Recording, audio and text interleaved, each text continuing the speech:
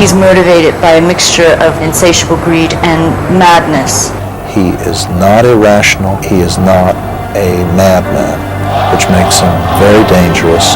If there's one word that characterizes Milosevic, it's being a master at betrayal. He's happiest when he's in a state of war, and that's when his popularity is the highest. The only thing Milosevic cares about is power. Sickening power. He needs to stay in power at any price. So dying people don't bother him.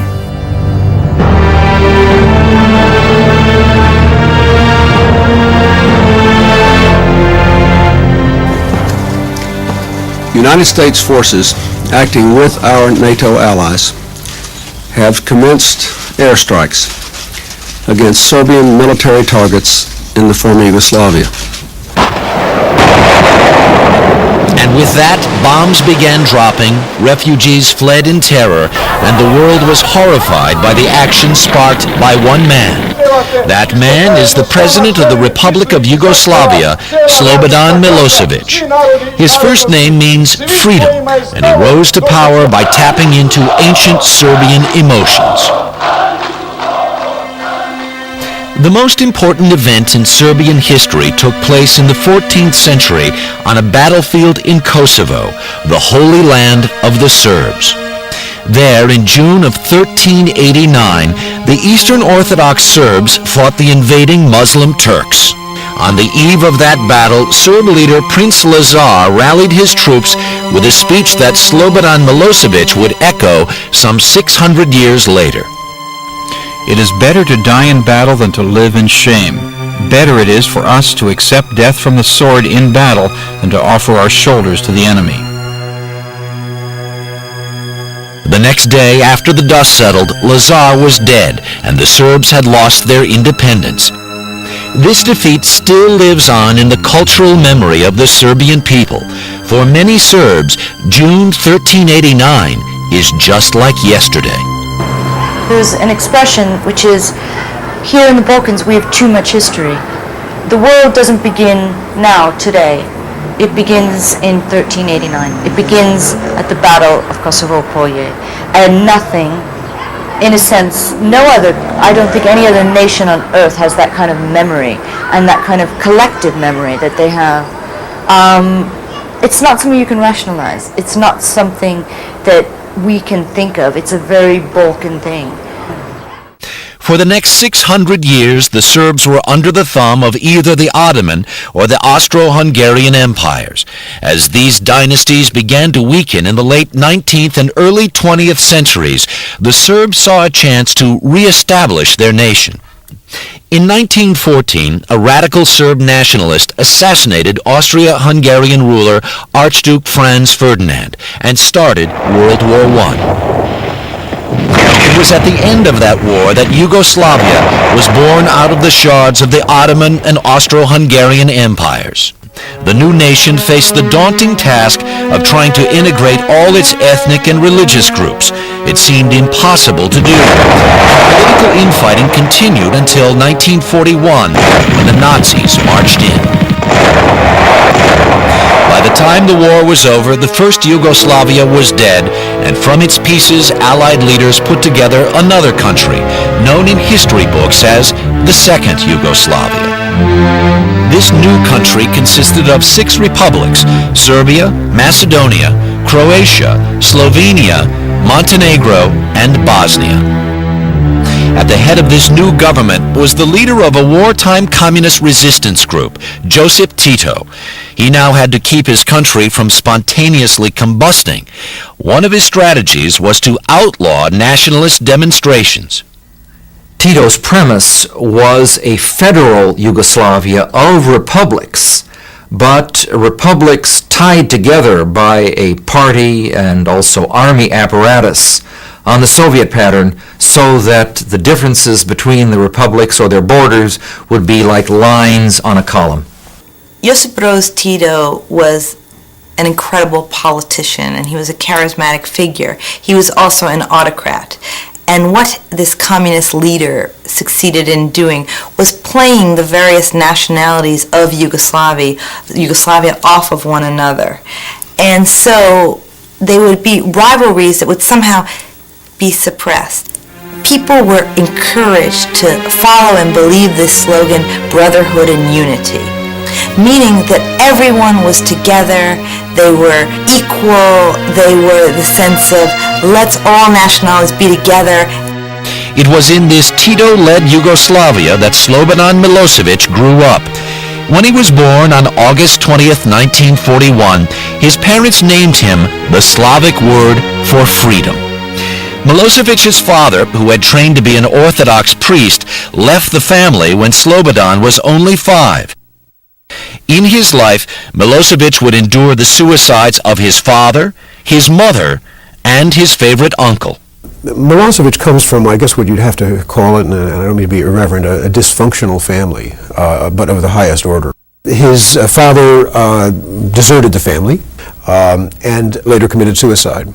His mother, a Communist Party official, also committed suicide. A favorite uncle of the Milosevic family also committed suicide. I don't know quite how that affects a person, but of course it does affect a person's psyche. In later years, Slobodan would rarely speak about his past. I remember vividly when the New York Times ran a story about his parents and their background and their suicides. He really was angry, and his face was a study in fury because he was so furious at this. So obviously it's a very deep issue to him. As a boy, Milosevic had few, if any, friends. He didn't play sports and was seen by other students as a plodding, serious boy. Most classmates assumed that he would end up as an undistinguished clerk. Milosevic was a shy and isolated person who did not form close friendships. If anything, his closest friendship, and maybe his only true friendship, may be that with his wife, Mira Markovic, who is his high school sweetheart. When Slobodan and Mira met, they instantly realized that they shared troubled childhoods, and they grew to depend on each other. His wife was the product of a rather casual liaison between two important resistance fighters during World War II. As the story goes, she stopped for only a day in the forest to give birth to her daughter, Mira, and then went back to a resistance fighting, was then caught by the Nazis, tortured, and then executed. So she really grew up without either parent. And in many ways, you can kind of consider this union as two wounded people who found each other. Throughout their lives, Slobodan and Mira would provide refuge for one another. And in the 1990s, this high school love story would have horrific consequences for Yugoslavia. After high school, Slobodan and Mira headed to the university in Belgrade. She to study sociology and he law. Both became deeply involved in the Communist Party, the only route to power in Yugoslavia. I think Slobodan Milosevic was an incredibly ambitious and capable student. I think he knew what he wanted. He also, at law school, his best friend was Ivan Stambolic, who came from a very powerful political family. Slobodan remained close to Stambolic after graduation and followed his friend from one job to another, taking over each position that Stambolic vacated. First at the state-run gas company, then at the state-run bank. Even then, Milosevic was known as a stubborn man. Milosevic was never willing to compromise. The only way he did compromise was when he had no way out. Even back then, he was known as a person who would do anything to reach his goal, whatever it takes. When he was still a manager, he would use all means available to get what he wanted, either by firing people who disagreed with him, by replacing them, or harming them in some other way. As a banker, Milosevic traveled to many Western countries, including America. In New York, he learned to speak English and to enjoy the nightlife. Well, I think he spent a lot of time drinking cappuccinos in coffee shops, hanging out at the Blue Note, enjoying the cultural life of New York. He has a real appetite, apparently, for Western culture. Jeste, recimo kad je bio predsjednik banke. When he became a bank manager, he told me to choose a place where I'd like to work so that he could send me. As a joke, I said Peking, China. But he said, don't be silly. You cannot learn anything there. You should go to the West, Zurich, New York. So the way he was thinking then was much closer to Western philosophy. When not traveling, Milosevic and his wife lived in one of Belgrade's concrete neighborhoods. They thought of themselves as bohemians. She dressed in black, and her trademark, which still is a flower behind her ear. And they're inseparable. And apparently when he went to do his military service, he sent her so many love letters that the postman came to the door and knocked on it and said, I just wanted to meet the woman who's inspired this many love letters. The couple had 2 children, a daughter, Maria, born in 1963, and a son named Marco, who followed 9 years later. Family life did not deter Milosevic's calculated rise within the Communist Party, and he did it all with Mira by his side. She has been compared to Lady Macbeth, the scheming, powerful woman behind the man. I think essentially he is a simple man. I think the sort of pomp and circumstance doesn't appeal to him. He's very much a grey suit, old-fashioned communist. I don't think he's very comfortable living the life that she wants. He likes being the center of attention in a political sense, but she likes being the center of attention in a more stylish, flashy way. Under Tito's total rule, life was predictable for Mira and Slobodan, but even great dictators cannot control their own death, and in 1980, Tito died in his sleep at the age of 88. Unfortunately for Yugoslavia, no charismatic leader emerged to fill the power vacuum left by Tito's death, and that was partly Tito's own fault. In the wake of the Croatian political challenge in the late 1960s, Tito had purged the Republic Party leaderships of liberals and really their best people, not just in Croatia, but in Serbia preeminently. Slobodan Milošević and those who emerge with him are the second rank of people who are reliable but not inspiring. Now leadership passed to a collective presidency, which rotated power among leaders of Yugoslavia's 6 republics. Not surprisingly, the result was an unstable political mess, with each president fighting on behalf of his own constituency. As for Milosevic, he continued to benefit from his connections. When Ivan Stambolic took over the Communist Party in 1984, he chose his good friend Milosevic to run the Communist Committee in Belgrade. In the late 1980s, Serbs living in Kosovo began protesting to Belgrade about their ill treatment at the hands of the Albanian majority. In April of 1987, Stambolic sent his loyal colleague Slobodan Milosevic to Kosovo to calm the Serbs. But far from calming the Serbs, he ignited their passions with a seemingly extemporaneous speech. He promised, "No one will dare to beat you again." It turns out his words were anything but spontaneous. Now, the whole thing was completely organized, and the secret police had brought in a truck full of stones. The TV Belgrade was filming it, and Milosevic, through his cronies in the television station, put it on the air day in and out.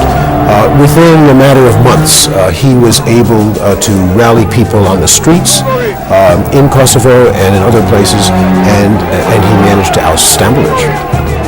With that speech, this seemingly unimaginative career communist was smart enough to rip open the wounds of centuries of Serb victimhood. And I think whenever you have a situation of downtrodden people who are suffering and who aren't having a good life, they're very vulnerable to a leader, however sociopathic he is. They don't see that. What they see is someone who's going to save them. And that was somehow the image which Milosevic managed to convey. Follow me, and I will lead you to a strong Serbia united against our enemies. Milosevic seemed transformed by the emotion of that day. Gone was the obsequious clerk. Without so much as a backward glance, Milosevic grabbed for power while he had the chance. And in so doing, he betrayed his friend and mentor, Ivan Stambolic. If there's one word that characterizes Milosevic, it's being a master at betrayal. Because he's intensely charming on the one hand, and people think they have a rapport with him. And then he uses and discards. He's really quite ruthless in doing this. His capacity to betray his closest subordinates and to use people and throw them away as though they were nothing reveals a coldness and ruthlessness that is striking even in that part of the world where such qualities are not uncommon in political leaders. Suddenly, on that one Friday in April, Yugoslavia was set on a dramatically new and ultimately violent course. 1989, the year that communism throughout Europe would crumble. 1989 was also the year Slobodan Milosevic tightened his grip on Kosovo and released the genie of Serbian nationalism in the Balkans. As head of the Communist Party, Milosevic revoked autonomy to the Kosovo province of Serbia in March of 1989. Autonomy had been granted under Tito and resented by the Serb minority living there ever since. Serb police fired into crowds of demonstrating Kosovars, killing 23. Slobodan Milosevic was elected President of Serbia 2 months later, becoming one of the most powerful leaders within the Republic of Yugoslavia.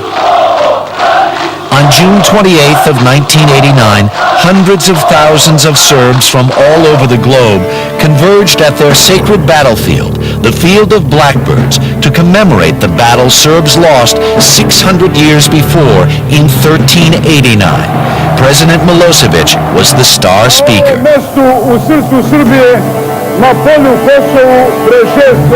Hundreds of thousands of Serbs gathered in Kosovo on the battlefield of where the Serbs had lost the Battle of Kosovo, the Field of Blackbirds.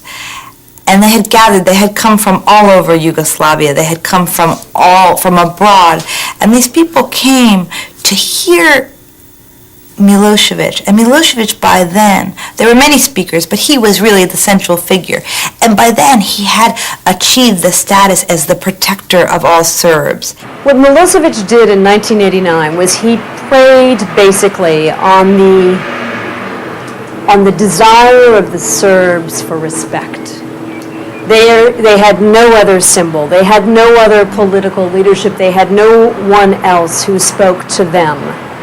And so he went to Kosovo, he stood in that field, he made this historic speech, he invoked the past, he invoked all the ghosts of the past, he called upon them to help him create Greater Serbia.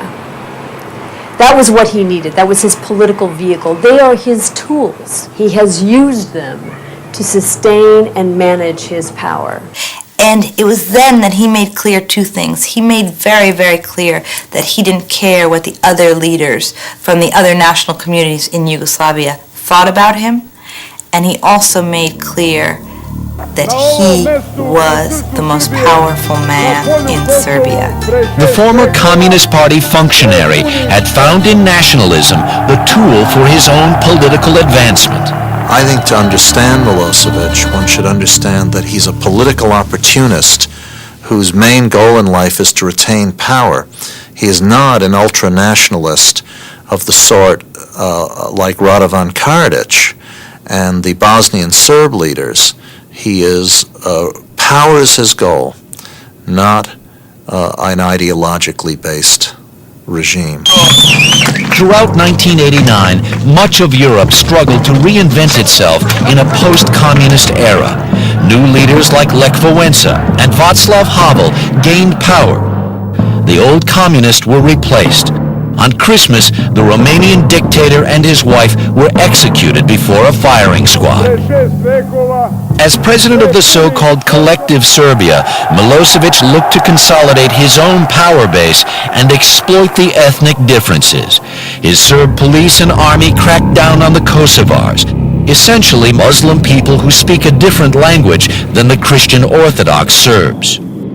And for the next few years, Kosovo was a virtual police state. First, there were the very visible signs of repression, i.e. police tanks. But then, even when those disappeared, there was basically an apartheid system, so that the two communities were at odds for the next decade with episodes of violence.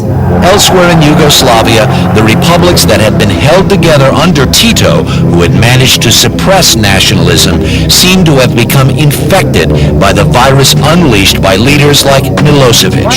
In the Yugoslav state of Croatia, Franjo Tuđman also invoked nationalist symbols, bearing old wounds. By the fall of 1990, Slovenia and Croatia were drafting their own constitutions for independence from Yugoslavia. Tiny Slovenia was first to go, and Milosevic didn't put up much of a fight. In 1991, ethnic Serb rebels living in Croatia, armed by Milosevic, declared their own tiny autonomous statelet, and war broke out.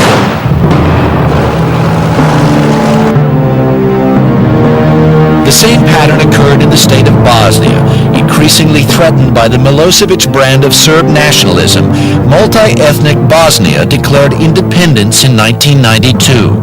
Ethnic Serbs living in Bosnia were also funded and armed by the Milosevic regime.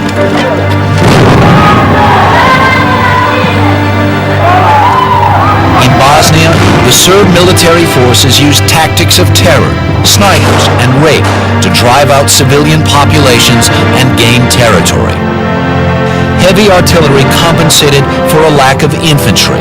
It was the bloodiest fighting in Europe since World War II. These were his wars, there's no question about that. They are wars of his manufacture. They are wars that, in a sense, he sought, that he believed, if you believe that politicians act in a rational way, that he must have believed would somehow benefit him and his hold on power. The siege of Sarajevo lasted more than 3 years, and innocent civilians were daily targets. Well, recall that Milosevic was responsible for designing, engineering, financing, equipping the Bosnian Serbs, and the chain of command for the atrocities of ethnic cleansing in Bosnia have direct links between the Bosnian Serb leadership and Belgrade. He had proxies who were involved in doing the dirty work, but the real masterminding was done from Belgrade. Milosevic denied responsibility for the atrocities. During the war in Bosnia, Milosevic would look Western mediators in the eye and say, "What's happening? Never heard about it. Bodies? Don't know anything about it." Sve ima pod kontrolom. He's a man who has everything under his control. He makes sure that he's always informed about everything. Nothing ever happened without his approval. I onda je apsolutno bio informisan.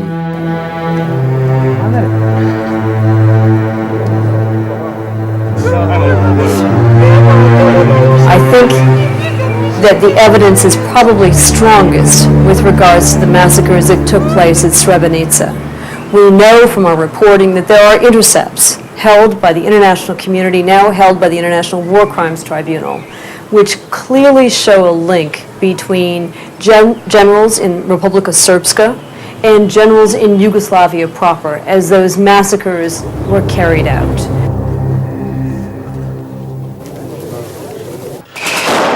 The wars across Bosnia and Croatia were only settled when the Serbs began losing ground. Milosevic cut off support to the Serb enclave in Croatia, and about 200,000 Serbs were evacuated, leading to more charges of ethnic cleansing from both sides. Efforts at peace talks failed, and Sarajevo sustained more shelling. Finally, in August 1995, NATO bombed Serb forces in Bosnia. The Serbs backed down. Negotiations for a lasting settlement could now begin in Dayton, Ohio. By the time of the Dayton Accord, several Bosnian Serb leaders had been indicted as war criminals. This meant the Serb who would sit down at the bargaining table was Slobodan Milosevici of Serbia. The West effectively made him the guarantor of the peace, and in so doing elevated his world status. American diplomats got to know the man well. Negotiating with Milosevic is very difficult. He is extremely tactically flexible. He changes positions quickly. He changes moods quickly. He mixes enormous amounts of humor at times into his discussion. He's been described as a charmer, and this is how Americans may remember him at Dayton, where the press waxed eloquent about President Milosevic smoking cigarillos, drinking Johnny Walker, karaokeing with American negotiators.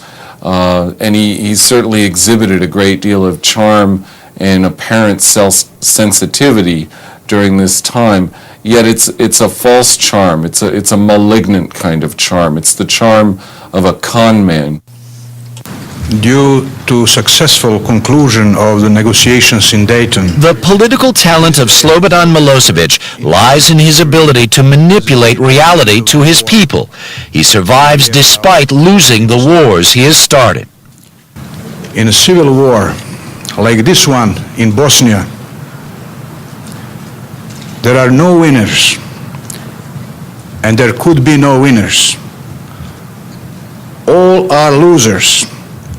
Only peace is a victory. Until now, the man is a winner. Yes, there are losses. He lost Slovenia, he lost Croatia, he lost Bosnia. On every count, you can say he lost the war. But this is a man who, like other dictators that we are familiar with, has a talent for turning losses into victories. He has turned every one of those losses psychologically, emotionally, into victories for the Serb people. And that is one of the ways in which he helps to sustain his own power. But the thing that stands out in my mind as I remember my visit there in 1994 was how revered Milosevic was at that time. And not just because he was their hometown hero. It was clear that they saw him as a kind of god, the god of the Serbs, someone who had restored these people's faith in themselves as Serbs.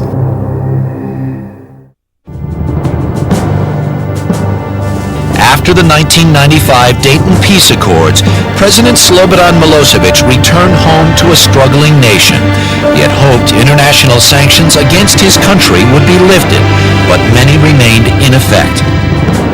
As the rest of Serbia slipped toward poverty, the ruling elite controlled a booming black market and most hard foreign currency. All this money is not in Yugoslavia. It's fled the country. It's in Cyprus. It's in other offshore banking centers. And it's used in this network to fund Milosevic's government still, his military activities, his paramilitary activities, his state security police activities, and of course to keep the people who are supporting him in money. Milosevic's role is sort of the grand godfather. He himself doesn't seem interested in wealth, although his children do. His son owns a disco, has been involved in cigarette and auto smuggling, was in business with a fellow who was shot and executed a couple years ago. Nobody knows who did that, and that murder hasn't been solved. His daughter runs a radio station and is sort of on the social scene. His wife is very politically active, was a columnist, and is still sort of the woman behind the strong man. She has a political life all of her own. She has a political role all of her own. She is not simply the First Lady of Yugoslavia. She has a career as a politician. Mira is a writer, self-professed clairvoyant, and a sociologist, who many say is an unreconstructed communist and the real power behind the throne. She is very tough. There is no question that she never wavered through the Bosnian Wars, never once. If he may have had doubts, if he may have shown that he had doubts at various times, she never wavered. Their two children are tremendous problems. Marco, second day of the NATO bombing here, tried to open Bambi Land, which is a sort of Disney World in Serbia. Tasteless. Their daughter Maria is difficult. And they're feared in Serbia. That's the thing. When you try to get people to talk about them, when you go to the town where they're from, people are very concerned. They have their own little mafia. While the Milosevic family thrived under sanctions, dire economic conditions in Serbia contributed to demonstrations against Milosevic and to the growth of political opposition. They're very brave people in Serbia, many of them who braved sub-zero weather to demonstrate against Milosevic in December and January 1996-97. It's a tragedy that they didn't receive more international support because that was their best moment. Milosevic deftly co-opted opposition leaders and caused infighting. Their message was further neutralized by his total control of the media and his use of the secret police. In 1997, the legal term limit for the presidency of Milosevic had run out, but that didn't stop him. He simply changed his title. Milosevic declared himself President of the Yugoslav Federation, previously a ceremonial post, and continued to rule as before.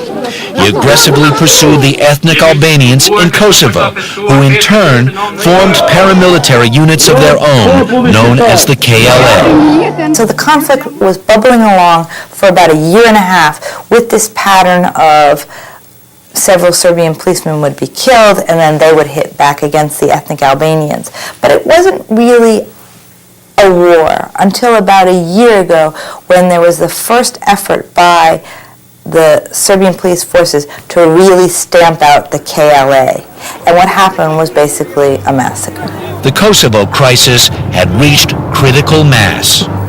I believe that he takes risks and actually creates crises because he does have a great deal to lose. It's when the country is dissident, when he's receiving lack of support, when people are being faced with the magnitude of the bankruptcy within that nation. At that point, he creates a crisis, and now the attention is directed and deflected outwards rather than towards him. So this is actually a crisis creator. Whether or not the nationalism of Milosevic is heartfelt or craven opportunism, his disdain for his ethnic Albanian opposition is clear to American officials. We talked specifically about the problem in Kosovo, and it was clear that he had great contempt for the ethnic Albanians. In fact, at one point in the meeting, he indicated that the entire separatist movement was funded by ethnic Albanian doormen from Park Avenue in New York. His contempt for the Albanians pervaded the conversation. The paranoid direction of Milosevic's personality is rather effective in sincerely conveying the problem isn't here, it's out there, the enemy, they are the ones. And in fact, all successful destructive charismatics succeed by sincerely locating the problems out there with an outside enemy. By 1998, the Kosovar opposition was armed and dangerous, and Milosevic's Serb police and paramilitary were engaged in a bloody and bitter civil war.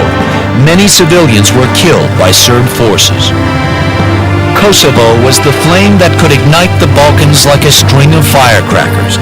Only this time, there was potential for the fire to spread further, as Greek, Turk, and even Russian interests were understood to be threatened. The West wanted concessions on both sides in Kosovo, with armed NATO peacekeepers to enforce an agreement. Milosevic made known his feelings about any potential Kosovo deal in a 1998 Newsweek interview.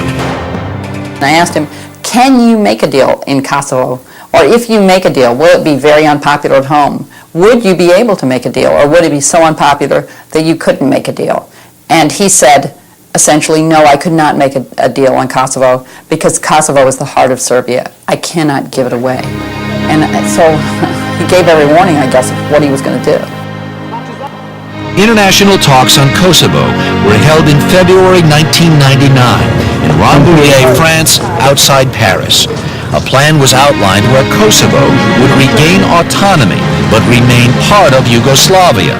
but the Serbs refused to endorse a provision calling for NATO troops on Kosovo ground during a transition period.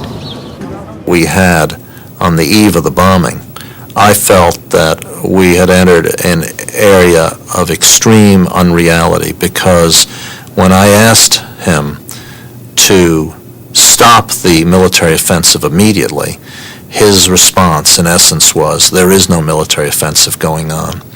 And this was pretty tough to take because it flew in the face of enormous visual evidence. His response to that was, the Western journalists are being tricked by Kosovo Liberation Army propaganda and disinformation. So there was a certain unreal quality to that part of the discussion. He knew very well that if I left the room without him changing his core positions, that there was no offensive, therefore he wouldn't stop it, kind of an odd position, and secondly, that he would not agree to the introduction of a NATO-led peacekeeping force. He knew that if I left the room without him agreeing to work on those two issues, that within a few hours, bombing would start. There was no question in his mind that the consequences would be bombing. Why did Western diplomats expect Milosevic to bend on the issue he had ridden to power?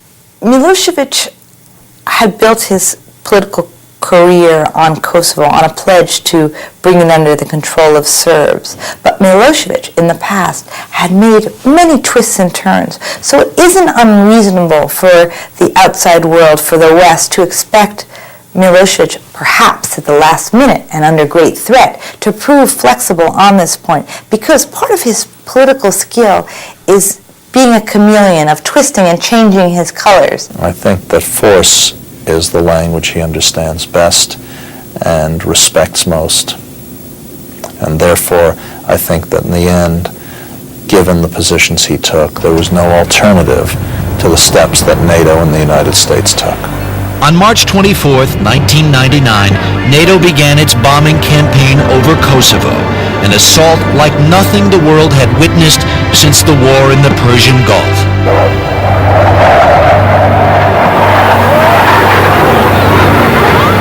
Hundreds of thousands of ethnic Albanians have been driven from their homes, creating a massive humanitarian crisis.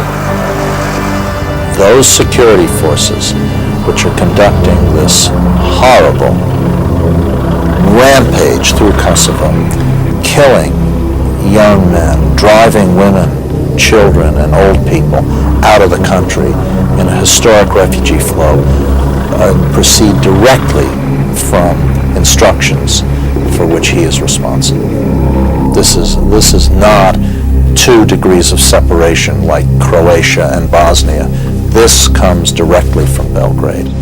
One of the great, horrible crimes of the second half of the century. As the war provoked by Slobodan Milosevic continued, revelations of atrocities and ethnic cleansing committed by his forces prompted the War Crimes Tribunal at The Hague to act. I presented an indictment for confirmation against Slobodan Milosevic and 4 others, charging them with crimes against humanity, specifically murder, deportation, and persecutions. In May of 1999, for the first time in history, a sitting head of state, Slobodan Milosevic, was indicted for war crimes. Milosevic tolerated the destruction of his country by NATO's bombs for more than 2 months before he agreed to remove his troops from Kosovo. I can announce that today that Milosevic has complied with the 5 conditions that the international community had placed. And therefore, a few moments ago, I instructed General Clark to suspend NATO's air operations against Yugoslavia. Tonight, for the first time in 79 days, the skies over Yugoslavia are silent. The Serb army and police are withdrawing from Kosovo. The 1 million men, women, and children driven from their land are preparing to return home. The demands of an outraged and united international community have been met. I want to say a few words to the Serbian people tonight. I know that you too have suffered in Mr. Milosevic's wars. As long as he remains in power, as long as your nation is ruled by an indicted war criminal, we will provide no support for the reconstruction of Serbia. With the ceasefire, NATO peacekeepers, including American troops, were welcomed by the battered Kosovar Albanians. The Allied troops were charged with ensuring the safety of thousands of refugees returning home, as Serbian police and civilians made a hasty and often chaotic exit from the province. The war was over, but another stalemate with Milosevic began. I don't know how you could deal with Milosevic any more than you could deal with Hitler. I mean, Milosevic has clearly, in my view, signed his death warrant in terms of being a member of any kind of a reasonable organization of leaders of this world. I think, quite frankly, that there are going to be an awful lot of people screaming for his immediate arrest and sent to The Hague. It's entirely possible that his own countrymen will do him in once they realize the danger, or rather the destruction that his own obstinance has caused. After the war, the opposition to Milosevic mounted. Demonstrations took place calling for his resignation. For the last 10 years, we've been tortured by Milosevic, and I think he should go. But Milosevic and his family survived, even thrived. His son opened his amusement park called Bambi Park to the Serb public just a month after the war ended. Despite the hardship brought by his war to his own people and the pain of continuing international sanctions, the indicted war criminal held on to his power. I would describe the sickening, sick man for power. Men will do anything to stay in power. He has no scruples.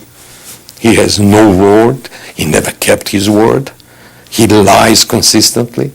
People always say, what is Milosevic planning next? What's his next move? And I don't think they understand. His mentality is not to have a plan.